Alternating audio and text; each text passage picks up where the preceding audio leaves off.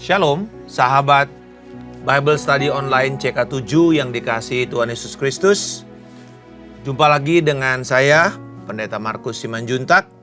Hari ini kita akan membahas dari bacaan kita, yaitu Mazmur 74. Satu kondisi di mana nyanyian ratapan akan kita pelajari pada hari ini karena hancurnya bait suci. Jadi judulnya adalah nyanyian ratapan karena bait suci yang rusak. Kita tahu bahwa bait suci pada masa perjanjian lama adalah kebanggaan Israel dan juga menggambarkan dan melambangkan dan mengingatkan kepada seluruh bangsa Israel akan kehadiran Tuhan di tengah-tengah mereka. Yehovah Syama, Allah ada di sana, Allah ada di tengah-tengah mereka. Dan kita akan belajar prinsip rohani ketika umat Tuhan itu mengalami penderitaan, kesengsaraan, dan seperti merasa ditolak oleh Allah. Dan bagaimana juga konteks ini bisa menggambarkan kondisi gereja pada masa sekarang ini ketika terjadinya kemerosotan rohani. Apa yang akan kita lakukan? Apa yang harus kita perbuat? Apa yang harus kita katakan kepada Tuhan? Tapi sebelum kita akan belajar lebih lanjut, saya mau kita mengundang setiap saudara untuk menyembah Tuhan. Mari kita menyatakan kasih dan syukur kita kepada Bapa yang hari ini mengizinkan kita belajar, menyelesaikan sepanjang hari ini dengan kekuatan yang dari Roh Kudus saja. Dan biarlah penyembahan ini juga akan memuliakan Yesus Kristus dalam hidup kita, yang tidak pernah meninggalkan kita. Haleluya. Berfirmanlah Tuhan, nyatakanlah kehendak-Mu. Mari Roh Kudus, terangilah mata hati dan pikiran kami pada hari ini. Haleluya.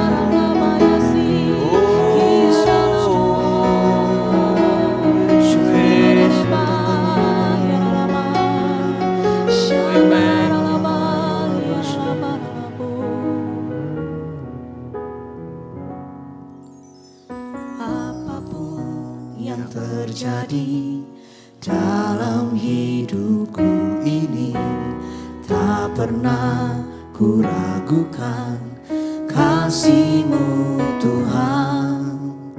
Lewat gunung yang tinggi, dalam lembah yang curam, tak pernah ku ragukan janji-Mu Tuhan.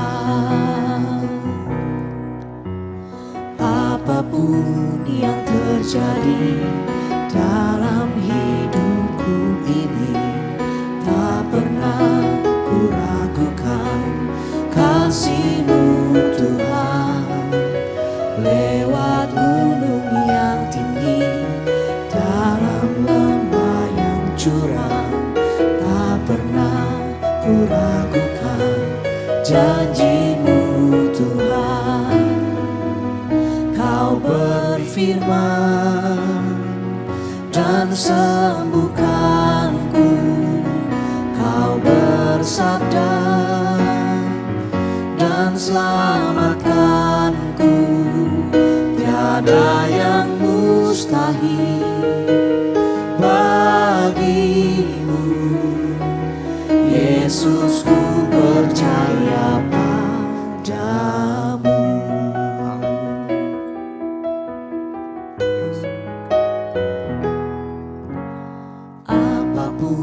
Yang terjadi dalam hidupku ini, tak pernah ku ragukan kasih-Mu Tuhan. Lewat gunung yang tinggi, dalam lembah yang curam, tak pernah ku ragukan janji-Mu Tuhan. Kau berfirman dan sembuhkanku, Kau bersabda dan selamatkanku. Tiada yang mustahil bagi-Mu,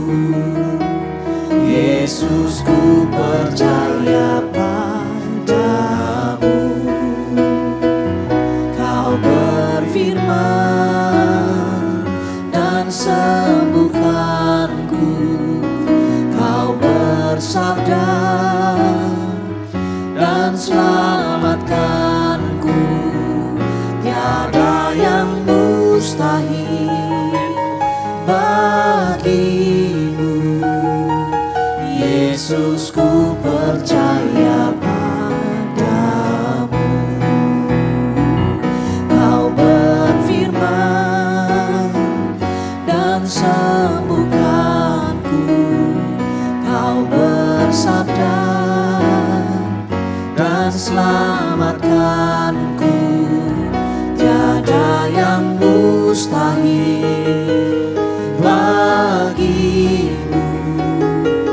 Yesus, ku percaya padamu.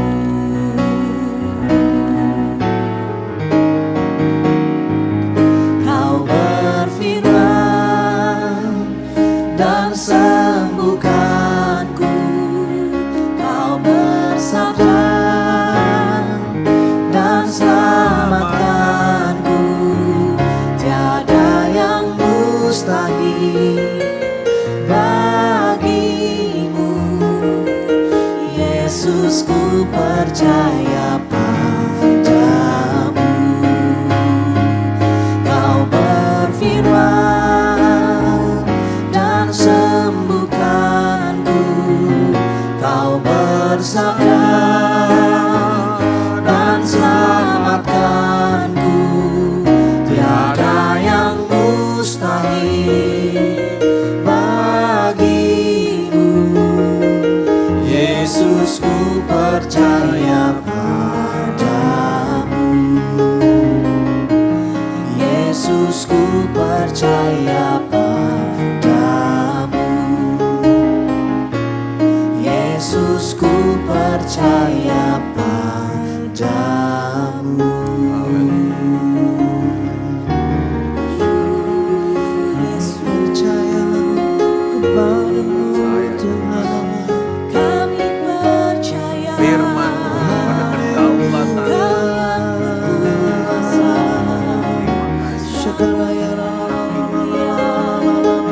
Pujilah Engkau Tuhan. Engkau Raja segala zaman. Engkau menyelamatkan umat. Engkau yang melakukan pembela milik pusaka-Mu Tuhan.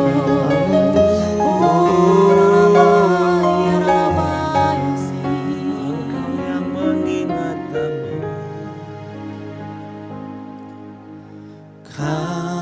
Kaulah Tuhanku. Kaulah Rajaku. Kau yang termulia di bumi dan di surga. Kaulah Tuhanku. Kaulah Rajaku. Kau yang termulia di bumi dan di surga. Ku sembah Kau Tuhan. Ku sembah Kau Tuhan. Ku puji, ku muliakan nama-Mu. Ku sembah Kau Tuhan. Ku sembah Kau Tuhan. Ku puji, ku muliakan nama-Mu. Ku sembah Kau Tuhan. Ku sembah Kau Tuhan. Ku puji, ku muliakan nama-Mu. Ku sembah Kau Tuhan. Ku sembah Kau Tuhan.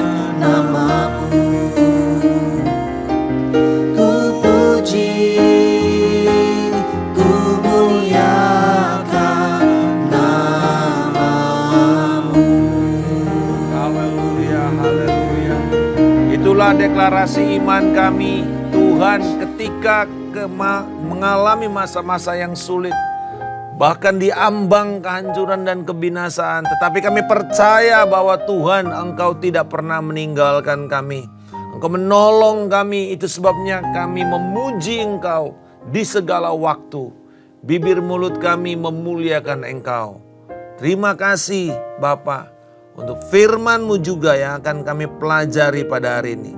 Singkapkan dan nyatakan kepada kami untuk menguatkan iman dan percaya kami dalam nama Yesus. Amin. Saudara sekalian, Mazmur 74 ditulis oleh Asaf dan tergolong sebagai Mazmur ratapan. Kita tahu ciri dari ratapan itu dimulai dengan sebuah keluhan, sebuah seruan kepada Tuhan karena kondisi, apakah sakit, kejepit karena serangan musuh, ancaman, atau mungkin karena sebuah kekalahan. Lalu mereka akan berseru kepada Tuhan dan meminta pertolongan Tuhan. Walaupun Mazmur ini tidak dimulai dengan langsung sebuah ratapan, tetapi malah dengan sebuah alasan. Ya, Tuhan, mengapa Engkau meninggalkan kami? Dan ini merupakan alasan yang kuat, yaitu bahwa mereka meratap karena bait suci yang rusak. Mazmur ini sebenarnya adalah pelengkap dari Mazmur 73. Kalau Mazmur 73 itu yang pribadi, ini 74 ini satu orang mewakili jemaah.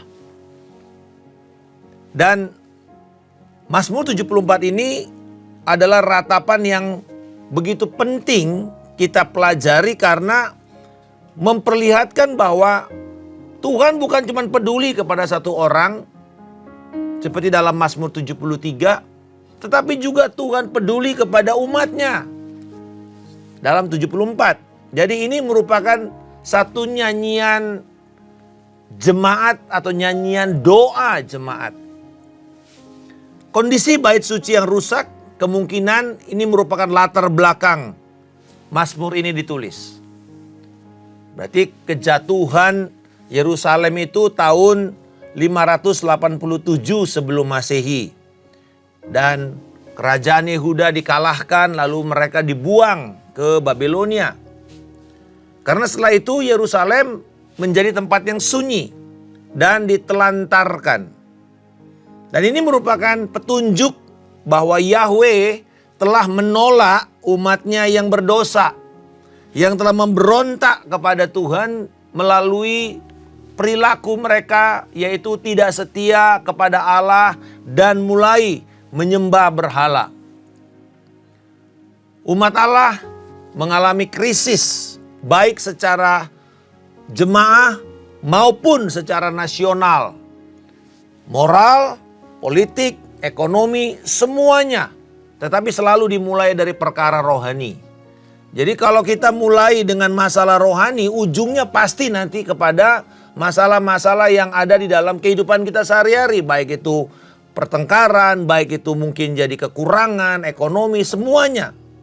Itu berlaku di dalam konteks level yang kecil, pribadi, keluarga, komunitas, maupun kepada sebuah bangsa, gereja, sama. Dan karena kehancuran itu, Mazmur ini sebenarnya menjadi alasan juga Mazmur 79 dan Mazmur 137. Kepada saudara-saudara yang hidup di tahun 80-an, kita tahu bahwa Mazmur 137 ini menjadi terkenal oleh karena Boney M. By the River of Babylon, di tepi sungai-sungai Babylon. Itu sebuah lagu yang dinyanyikannya sepertinya gembira sekali gitu ya. Wah, kayaknya lagu disco gitu. Padahal itu sebenarnya lagu ratapan. Orang meratap karena di sisi sungai Babylon itu, di tempat pembuangan mereka. Karena puncak dari sebuah kemarahan Tuhan kepada bangsa Israel adalah mereka dicabut dari bangsanya, dibuang ke bangsa lain. Dan kita tahu kerajaan Israel di Samaria dicabut karena dikalahkan oleh Asyur dan Aram. Apa yang terjadi? Bangsa itu hilang. Tetapi Tuhan begitu sayang kepada Yerusalem dan kepada Yehuda. Tuhan mengembalikan mereka kembali dengan cara yang ajaib dan luar biasa. Tetapi saudara lihat di sini bahwa keluhan itu begitu menyakitkan sebenarnya. Ada satu kerinduan, mereka mengatakan, oh kami nangis, kami mau melihat rumah Tuhan itu. Dan juga Mazmur ini menjadi dasar dari Ratapan 2 ayat 5-9. Nah saudara-saudara, betapa bahwa Mazmur itu dari satu dasar ke dasar lain, dia menjadi inspirasi kepada yang lain. Dan Roh Kudus saya percaya yang menolong para penulis seperti Asaf ini, yang mendorong orang-orang juga menulis lagu-lagu untuk mengingatkan bangsa itu. Kalau kita melihat struktur dari Mazmur 74 ini, kita bisa lihat 3 bait. Bait pertama itu dari ayat 1 sampai 11. Ini merupakan ratapan kepada Tuhan, kepada Yahweh. Lalu kemudian bait kedua itu dari ayat 12 sampai dengan 17. Ada sesuatu yang menarik karena nanti di situ saudara lihat bahwa dari ratapan berubah menjadi sebuah nyanyian pujian. Nyanyian deklarasi. Lalu bait yang ketiga dari ayat 18 sampai dengan 23 adalah sebuah permohonan kepada Tuhan untuk membela, memperhatikan, mempedulikan mereka.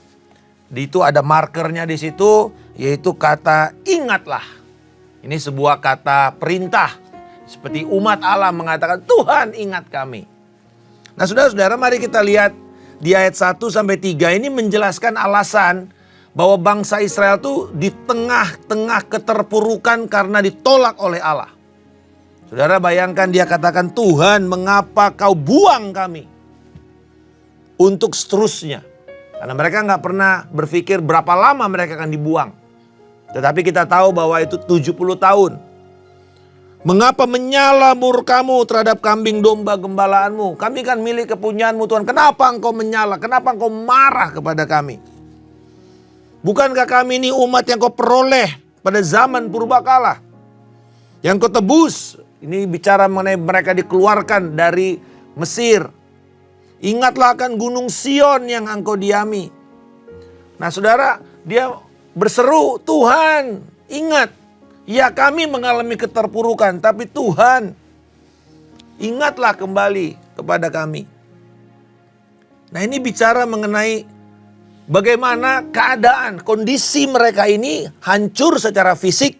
Tapi juga kalau kita lihat di dalam ayat 9. Tanda-tanda untuk kami tidak kami lihat lagi. Tidak ada mujizat lagi. No signs. Itu bicara mengenai tanda ajaib. Tidak ada lagi nabi. Dan tidak ada di antara kami yang mengetahui sampai berapa lama. Dan ini sebenarnya menggambarkan kondisi bangsa Israel yang terpuruk.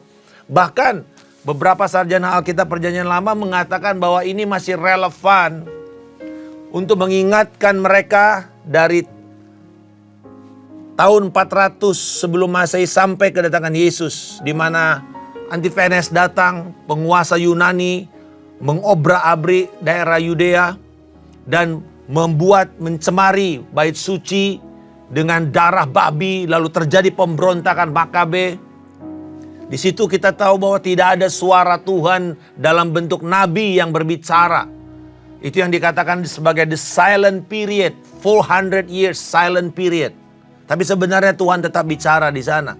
Tapi maksudnya tidak ada lagi nabi yang berbicara atas nama Tuhan. Sangat menyedihkan sekali. Itulah kondisi. Bukan saja secara material, secara kebanggaan nasional, tetapi juga secara rohani mereka sudah sangat terpuruk. Tidak ada lagi suara Tuhan, tidak ada lagi pemberitaan firman. Kalau mungkin sekarang kita berbicara mengenai hal ini, dikatakan bahwa gereja bisa mengalami keadaan di mana tidak ada lagi tanda-tanda mujizat. Tidak ada lagi mujizat terjadi yang dialami oleh jemaat. Bahkan firman pun tidak lagi menjadi firman yang datang dari Alkitab, tapi dari suara manusia yang sifatnya hanya berfokus kepada manusia, humanistic preaching. Hanya berfokus kepada manusia, kepada ajaran-ajaran sosial. tetapi tidak lagi memberitakan Kristus. Dan ini terjadi sekarang di dalam gereja-gereja, baik yang dari Eropa, di Amerika, dan mulai juga sampai kepada Indonesia dengan teologi liberal. Nah, mari kita lihat bahwa di bait 1 ini dimulai dengan pertanyaan mengapa, ditutup juga dengan pertanyaan mengapa. Di dalam ayat yang ke-11, mengapa engkau menarik kembali tanganmu dan menaruh tangan kananmu di dada? Artinya Tuhan menyembunyikan pertolongannya. Jadi 11 ayat pertama sebuah tangisan, ratapan. Tetapi mari kita lihat dari ayat 12 sampai 17, ratapan itu berubah menjadi pujian. Bukankah kita mengatakan kau ubahkan ratapanku menjadi puji-pujian? Dan ini bentuknya. Dimulai dengan sebuah marker di sini. Namun, tetapi Tuhan, Engkau ya Allah adalah Rajaku dari zaman purbakala. Engkau melakukan penyelamatan di atas bumi. Nah, ini merupakan sebuah pembalikan bahwa ternyata mereka melihat Allah Yahweh Israel itu bukanlah monster yang menakutkan, bukanlah Allah yang jahat karena mereka dibuang. Karena itu adalah hasil dari dosa mereka. Titik kulminasi, titik puncak sebuah pemberontakan itu adalah Allah membuang mereka. Itu sebabnya kalau kita nanti pelajari di Perjanjian Baru ya, bangsa Israel itu tidak jatuh ke dalam dosa penyembahan berhala. Kenapa? Udah kapok. Kapok saudara, dibuang. Itu sebabnya tidak ada. Yesus nggak bicara mengenai penyembahan berhala. Karena tidak ada lagi praktek itu di dalam bangsa Israel. Tidak ada lagi. Udah kapok. Nah, kalau kita lihat bahwa Allah tetap adalah Allah yang baik, Allah yang adil. Dia tetap sebagai Allah yang menjadi raja atas umat pilihannya dalam ayat yang ke-12. Engkaulah Rajaku dari zaman purbakala. Nah, bait yang kedua ini berisi pujian kepada Allah yang mengendalikan ciptaannya. Bahkan binatang ganas yang menakutkan yang dikenal sebagai Lewiatan. Lewiatan itu di dalam literatur kuno itu seperti naga air. Ya, yang begitu menyeramkan, yang keluar dari air. Ya, kalau di legenda Yunani namanya Poseidon, dewa yang gelap dan begitu menakutkan. Dan ini membuat orang itu takut. Tetapi dikatakan bahwa Tuhan telah memecahkan kepala-kepala naga ini. Menghancurkan. Ada yang mengatakan bahwa Lewiatan ini menggambarkan bangsa Mesir yang mengekspansi dunia pada waktu itu. Dan juga bangsa-bangsa lain yang ada di sekitar mereka. Tetapi kembali lagi bahwa di bait yang kedua ini ada sebuah deklarasi untuk memuji Allah atas tatanan penciptaannya. Bahwa Tuhan, Engkaulah pemegang kendali atas semua kekacauan, semua penderitaan yang kami alami ini. Kamilah penyebabnya. Nah saudara, kita tahu bahwa ketika kita mengalami kondisi sulit, Allah tidak berdiam diri. Allah bukan memegang tangan kanannya di dada lalu gak bikin apa-apa. Karena kita lihat di dalam ayat yang ketiga itu, bait ketiga, satu seruan iman. Ini berisi pengharapan. Jadi setelah meratap, jangan berhenti. Mari kita melangkah dengan iman untuk melihat Tuhan. Saudara-saudara, saya belajar bahwa Mazmur ini selalu mengajarkan kepada kita, sepanjang kita Mazmur, bahwa salah satu cara iblis, cara musuh kita, mengaburkan perspektif kita tentang Allah pada waktu masalah datang. Dengan membuat kita itu terfokus kepada masalah dan penderitaan kita, lalu kita tidak melihat lagi kepada Allah. Dan sewaktu kita sudah memalingkan wajah kita dari Allah, kepada persoalan, kita akan semakin terpuruk. Itu seperti Daud yang mengatakan, aku ada di lubang kebinasaan, di lumpur rawa. Kalau kita ada di pasir hisap atau lumpur hisap, makin kita bergerak, makin besar lubang dari dalam itu akan menyedot kita. Tetapi kalau kita mulai berserah, mulai mengandalkan Tuhan, mulai mengalihkan fokus kita kepada Tuhan, kita akan punya perspektif yang benar. Jadi jangan mau tertipu dan fokus hanya kepada kesengsaraan. Kita boleh mengakui, kita harus mengakui keadaan itu.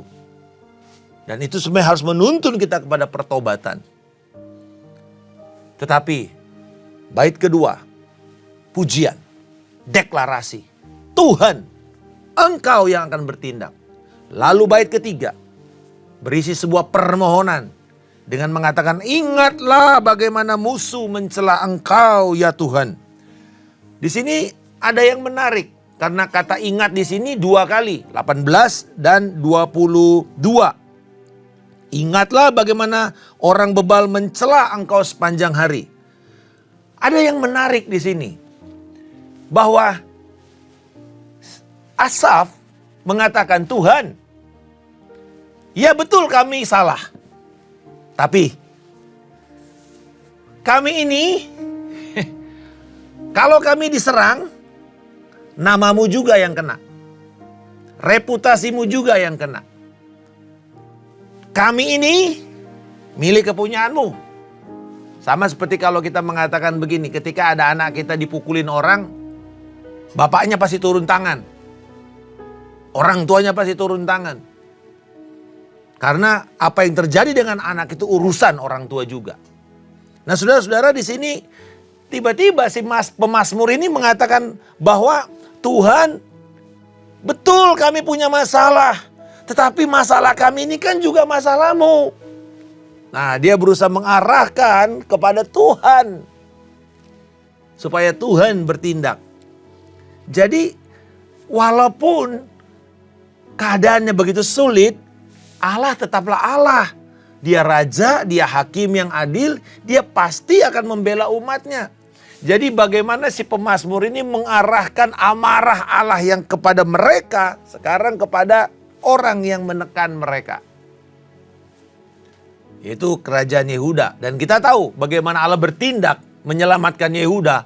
Tuhan memanggil Koresy untuk datang dan menghancurkan Babilonia. Kerajaan Media Persia menghancurkan Babilonia.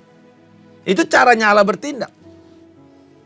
Dan itu adalah doa yang dinaikkan. Kita tahu di dalam konteks Daniel, dia berdoa setelah dia tahu bahwa ini tahun ke-70 dan Tuhan berjanji akan membebaskan. Dia berdoa dan Allah bertindak. Apa yang kita bisa pelajari sebagai perkara atau prinsip rohani dari Mazmur 74? Yang pertama kita mengatakan bahwa sekalipun kita sedang berada dalam kondisi kalah, terpuruk, atau gereja mengalami kemerosotan rohani, kita harus segera sadar dan melihat kondisi kita itu dan berseru memohon pertolongan, pertobatan kepada Tuhan. Janganlah kita seperti jemaat di Laodikia dari 7 gereja yang ada di kitab Wahyu, di mana mereka tidak tahu bahwa mereka itu melarat, mereka miskin, mereka malang, mereka buta, mereka telanjang di dalam Wahyu 3:17. Walaupun mereka merasa diri bahwa kami nggak punya masalah, kami tetap kaya, memperkayakan diri, kami tidak kekurangan apa-apa. Mungkin secara finansial banyak kita tidak punya kekurangan apa-apa, tetapi secara rohani kita sebenarnya sedang telanjang, sedang miskin, sedang melarat. Dan itu yang terjadi dengan kondisi rohani. Semakin mapan, kita akan terfokus kepada material. Bukan lagi kepada perkara rohani yang menyenangkan Tuhan. Ini bahaya yang mengintai. Dan bangsa Israel pada waktu itu sombong sekali dengan kondisi Bahkan kita tahu bahwa ketika Raja Babilonia datang kunjungan, Raja Yehuda membuka ruang perbendaharaan bait suci dan mempertontonkan semua harta benda mereka. Itu sebabnya kemudian itu yang pertama dijarah habis dan membuat sebuah aib bagi bangsa itu. Temboknya runtuh. Alkitab mengatakan bahwa ketika sebuah tembok runtuh itu seperti perempuan yang telanjang. Dan itulah yang terjadi dengan bangsa Israel di dalam konteks Mazmur 74 ini. Jadi ketika kita mengalami kondisi berat, sadarilah akan dosa kita, kita bertobat. Kita memerlukan Tuhan, kita berseru kepada Tuhan. Bahwa Tuhan, kami telah bersalah. Tetapi yang kedua, kita mesti sadar bahwa kita ini milik kepunyaan Tuhan. Maka aib kita ini juga akan terdampak kepada Tuhan. Inilah alasan pemazmur mengatakan Tuhan belalah perkaramu. Belalah perkaramu. Loh, kan bukan Tuhan yang salah, kan manusia yang salah. Tetapi karena adanya identitas yang melekat antara umat Allah dan Allah yang menjadi pemiliknya. We are God's property. Itu sebabnya kalau ada yang berusaha macam-macam dengan anak Tuhan, urusannya sama Bapa Sorgawi. Gak perlu kita menumpahkan darah kepada mereka. Kita akan mengatakan Tuhan bela perkaramu. Perkaraku adalah urusan Tuhan juga. Pemazmur mengingatkan dalam ayat 20 tentang perjanjian Tuhan. Pandanglah kepada perjanjian. Karena kita tahu kata itu berit di dalam bahasa Ibrani. Itu berulang-ulang dan itu menjadi tanda Tuhan kepada umatnya. Itu sebabnya Alkitab kita ini disebut kitab perjanjian. Perjanjian lama, perjanjian baru. Perjanjian kepada Adam, perjanjian kepada Nuh, perjanjian kepada Abraham, perjanjian kepada bangsa Israel di Sinai, perjanjian kepada Daud, dan perjanjian kepada Kristus Mesias. Covenant. Dan kita tahu kalau berit itu, covenant itu bukan atas dasar seperti kontrak. Dua belah pihak harus saling menyetujui. Tidak. Covenant ilahi kita itu Allah dan dirinya sendiri. Sekalipun kita gagal, Allah akan turun tangan menolong kita.